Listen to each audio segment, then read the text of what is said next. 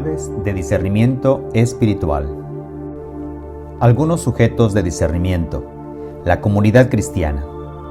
Las comunidades cristianas primitivas se reunían no solo para celebrar la Eucaristía o para orar, sino para deliberar juntas. En estas reuniones tomaban conciencia en común de los hechos o cuestiones que se planteaban. Enfocaban estos asuntos a la luz de la palabra de Dios. Dialogaban sobre ello y decidían en clima de una gran confianza en la bondad de Dios. Así, se puede ver en los Hechos de los Apóstoles cuando la comunidad ha de elegir al sustituto de Judas, cuando delibera sobre la necesidad de crear unos diáconos, cuando ha de enviar a algunos de ellos a evangelizar más allá de Jerusalén, cuando ha de afrontar los problemas surgidos entre los judaizantes y los cristianos provenientes del mundo pagano. Esta actitud de las primeras comunidades es lo que hoy debería fomentarse y prepararse si no queremos que la Iglesia como comunidad vaya anquilosándose y convirtiéndose en una realidad más o menos imponente y poderosa, pero pierda toda significación en una sociedad que tiene resuelto todos los problemas y que está necesitada todavía de sal y de luz evangélica.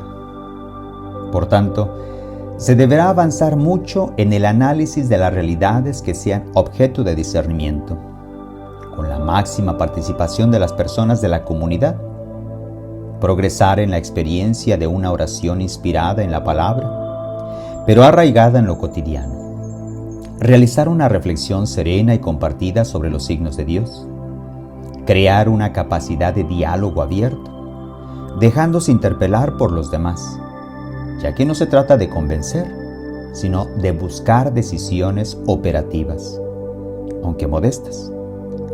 Esto vale para comunidades o movimientos apostólicos, para comunidades religiosas, con sus reuniones y capítulos o asambleas, para consejos de todo tipo, pastorales, obispales, presbítero, planificaciones pastorales, etc. La dimensión pastoral de la comunidad cristiana alcanza a la dimensión pública de la vida, es decir, la política. A estas comunidades cristianas toca discernir, con la ayuda del Espíritu Santo, en comunión con los obispos responsables, en diálogo con los demás cristianos y todos los hombres de buena voluntad, las opciones y los compromisos que conviene asumir para realizar las transformaciones sociales, políticas y económicas que aparezcan necesarias con urgencia en cada caso. Muchas veces el discernimiento es individual, pero lo más común es el escucharnos en comunidad, como es que se requiere en muchos de nuestros momentos. Tanto la praxis como la reflexión en este campo es todavía escasa, pero creo que se está avanzando. El ejercicio de la autoridad. La autoridad en la Iglesia es un servicio a la vida creyente de la comunidad y a la evangelización. No cabe, pues, duda de que deba ser un servicio espiritual en el sentido fuerte de la palabra, cierto. Hay distintos tipos de autoridad y distintas formas de participación en su ejercicio. Pero como la autoridad no es nunca soberana en la Iglesia, sino que se ha de guiar por el Evangelio y la luz del Espíritu, en el proceso hermenéutico que lleva al conocimiento de la voluntad de Dios, la comunidad, responsable también de la realización de los designios de Dios, debe de participar de algún modo. No entramos en esta discusión entre la autoridad propia de los obispos, el Papa y la autoridad entre las distintas formas de la comunidad cristiana con sus constituciones, sus reglas propias. Lo indudable es que quienes ejercen la autoridad no deben excluir toda forma de participación en el proceso de discernimiento. Y además, aún admitiendo que en determinados casos la autoridad tiene capacidad deliberativa y por tanto la participación comunitaria es de algún modo solo consultiva. No se debe prescindir de la luz que aporta el discernimiento de grupos y comunidades. En este caso, quien ejerce la autoridad decidirá libremente, pero a la luz del discernimiento comunitario. Estas palabras recientes de un obispo, en un escrito sobre la crisis económica, expresan bien cómo integrar la colaboración de la comunidad en el discernimiento de la autoridad.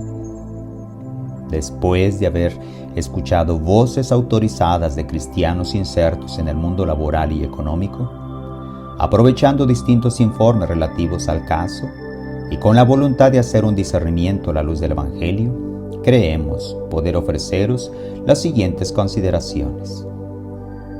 Cristianos adultos e Iglesia viva. Ciertamente, la práctica del discernimiento para tomar decisiones propiamente evangélicas no debe realizarse aplicándolo a cuestiones para cuya solución solo se requiere el sentido común. Por esto, ya San Benito sostenía que a la comunidad solo se le debía convocar para asuntos graves, dejando a algunos delegados los más sencillos. San Francisco de Sales, partiendo de la clásica comparación del discernimiento con la operación del cambista, que distingue las monedas auténticas de las falsas, decía que no se debe perder tiempo en las pequeñas. No es costumbre pesar las monedas chicas, sino las de más valor. Sin embargo, ni el discernimiento de las comunidades, ni el ejercicio de la autoridad apoyado en el discernimiento de cristianos y cristianas es posible sin que todos tengamos un grado mínimo de experiencia personal de discernimiento evangélico. Y como el Nuevo Testamento nos enseña que el discernimiento es lo que cualifica a un cristiano como adulto, nos hallamos ante un asunto que define la calidad de la vida cristiana y por lo tanto también de la vida humana.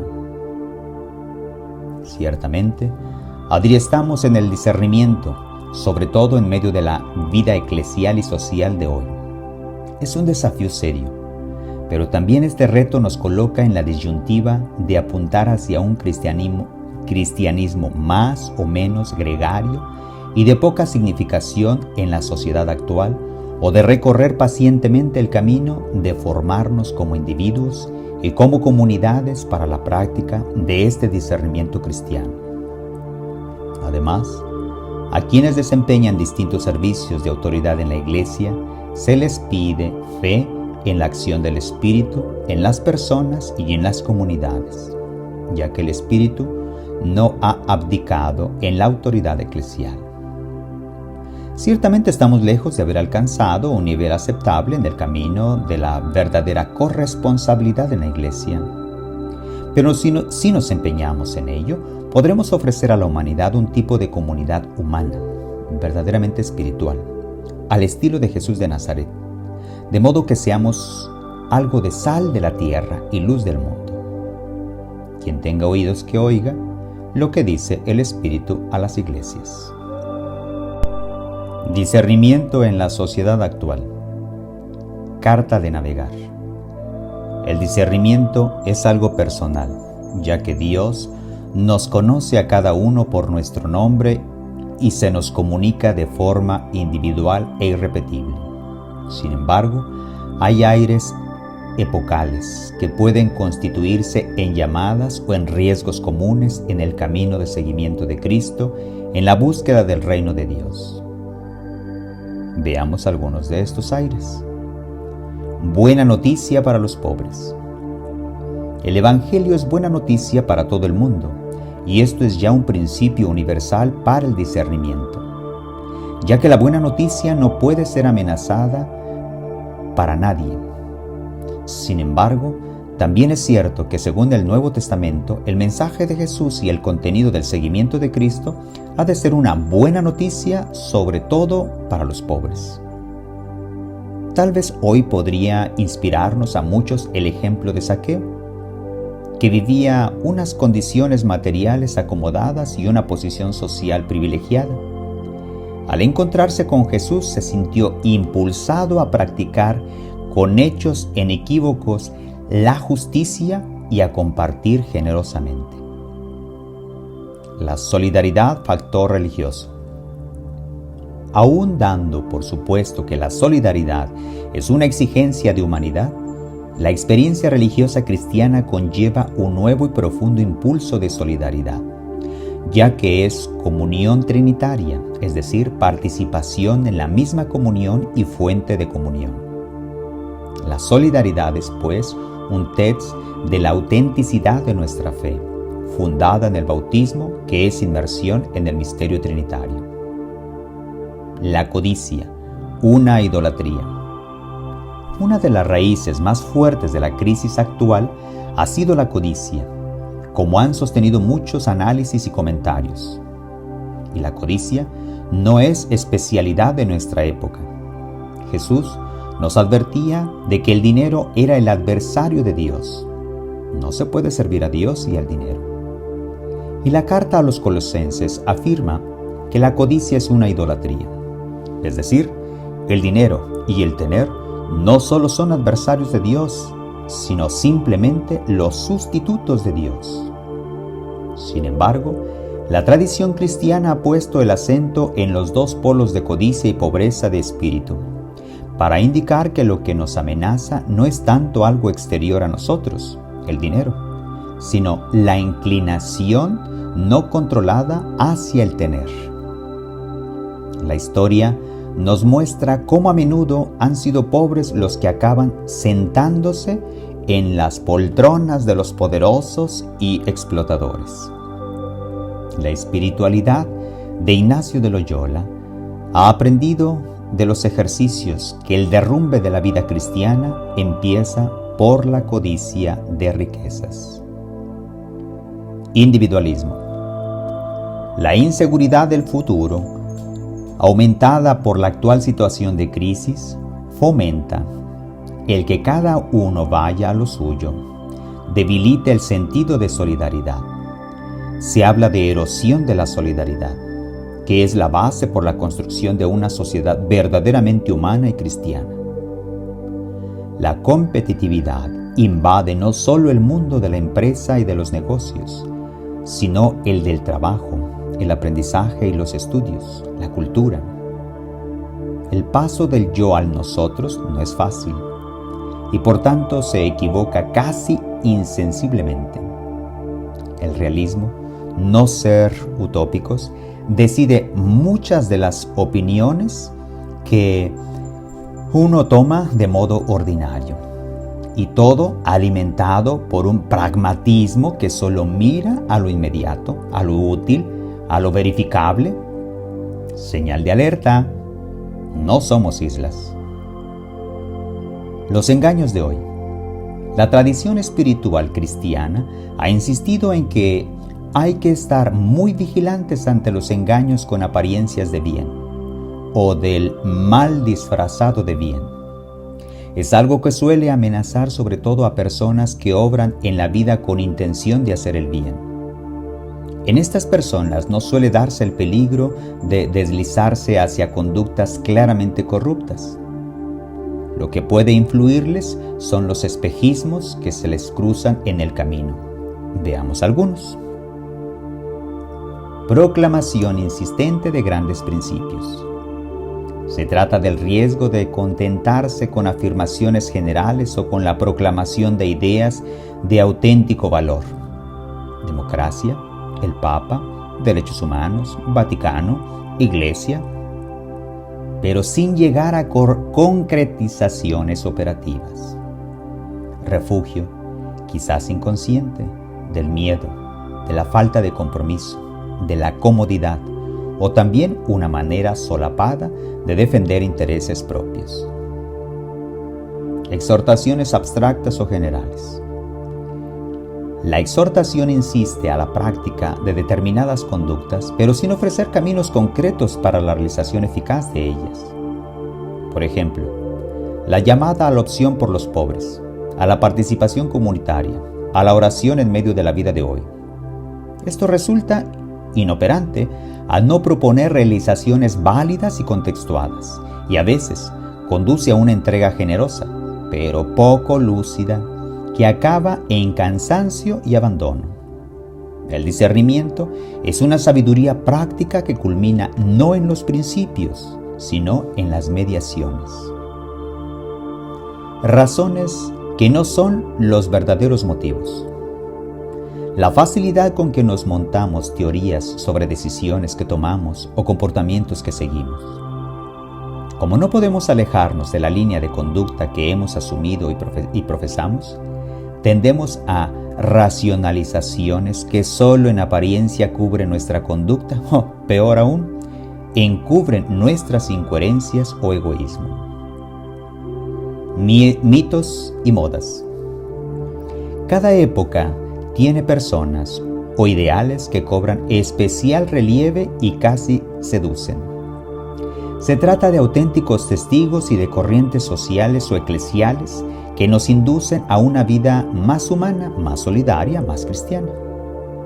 Con todo, corremos a menudo el peligro de un cierto memitismo en lo personal y de gregarismo en lo colectivo.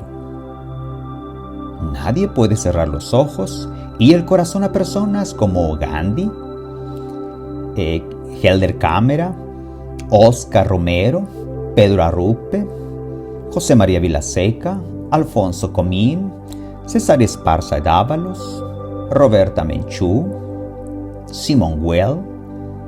Tampoco nadie puede ignorar las interpelaciones del tercer mundo, de la exclusión social en las grandes ciudades, en la crisis económica y social del momento, de la actual búsqueda de sincera espiritualidad. Pero el riesgo se halla en tomar decisiones particulares o colectivas que no correspondan al contexto en que se mueven las personas o los colectivos que han de decidir. El lugar social. La mirada a la realidad ha de ser lo más objetiva posible. Un error acerca del mundo redunda en un error acerca de Dios. Sin embargo, la mirada al mundo siempre está condicionada por el lugar desde donde se le contempla. El ambiente, las ideas, la formación, la situación social o familiar, etc. De aquí la importancia en el discernimiento de superar dichos condicionamientos, empezando por la sospecha sobre la propia objetividad. Desde luego, la oración para implorar un corazón limpio es ya un buen medio.